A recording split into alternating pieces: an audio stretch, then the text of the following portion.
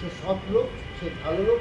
আমি তার জানাজায়ও যাইয়া আমি শোনেন জানাজায় গেছি, এত লোকের ভিতরে আমি 1 লাখ বক্তব্য দিচ্ছি, রিক্সাদাতারে 6-7 লাখ লোকই। আল্লামা দেলোয়ার হোসেন সাঈদীর বিরুদ্ধে সাক্ষ্য দেওয়ার জন্য প্রসিকিউশন বারবার তাকে চাপ দিচ্ছিল, কিন্তু উনি টর্চারিং করেছে, কিন্তু টর্চার করা সত্ত্বেও উনি যেহেতু রাজি হচ্ছিলেন না, সেহেতু তাকে আর সাক্ষী হিসেবে উপস্থাপন করেনি। টাকার অফার দিয়েছিল, সেটাতে উনি রাজি হয়েছেন। পরবর্তীতে উনি যেটা বলেছেন যে আল্লামা দেলোয়ার হোসেন সাঈদী যেহেতু উনি এখানে আসামি ছিলেন, তার ছেলের সাথে যোগাযোগ করেছে। তারা যোগাযোগ করার পরে উনি রাজি হয়েছেন সত্যটা বলার জন্য। সত্যটা বলার জন্য উনি 3রা নভেম্বর 2012 এই প্রিমিসিসে এসেছিলেন সাক্ষী দেওয়ার জন্য।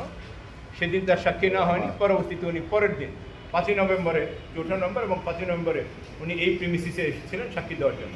আজকের যেই জায়গায় আমরা দাঁড়িয়ে কথা বলছি, আল্লামা দেলোয়ার হোসেন সাঈদীর পুত্র মাসুদ সাঈদী সহ আমাদের আজকের প্রসিকিউটর অ্যাডভোকেট মিজানুল ইসলাম সাহেব সহ 2টি ভিন্ন ভিন্ন গাড়িতে ওনারা ঢুকছিলেন এখানে।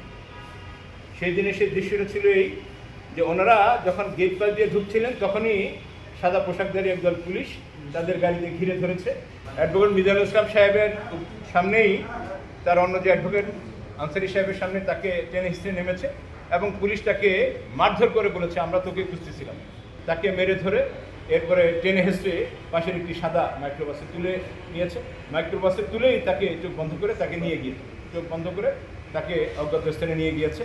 তিনি যেটা হিসাবটা বলেছেন যে 3 মাসের চেয়ে 13 দিন কম, তার মানে 2 মাস 17 দিন তাকে একটি অন্ধ প্রকোষ্ঠে তাকে বন্ধ করে রেখেছে।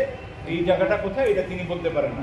ছোট্ট একটি কুঠুরি, তিনি যে বর্ণনা দিয়েছেন যে ছোট্ট একটু আলো শুধু ছিল, আর কিছুই ছিল না। হাত পা বেঁধে তাকে সীমান্তে নিয়ে গিয়েছে, সারাদিন গাড়ি চলেছে। উনি বলেছেন যে তাকে এরপরে বিএসএফের কাছে হস্তান্তর করেছে। বিএসএফ জওয়ানরা তাকে 2 হাতে পিঠে, কানের নিচে পিঠে মেরেছে, মেরে তাকে ভারতীয় জওয়ানদের কাছে হস্তান্তর করে দিয়েছে। উনি বলেছেন যে এরপরে তিনি যে জায়গাটা আবিষ্কার করলেন যেখানে তাকে গ্রেপ্তার করে রেখেছে, সেটা হচ্ছে বসিরহাট এলাকায়, কলকাতার ওখানে তাকে রেখেছে। দীর্ঘ 5 মাস উনি জেলে ছিলেন। এরপরে 5 বছর জেলে ছিলেন। 5 বছর জেলে থাকার পরে উনি মুক্ত হয়ে এসেছেন।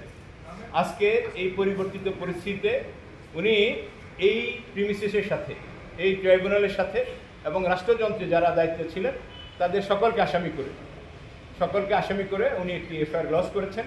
আমরা আশা করছি এই এফআইআর সঠিকভাবে প্রপারলি তদন্ত হবে।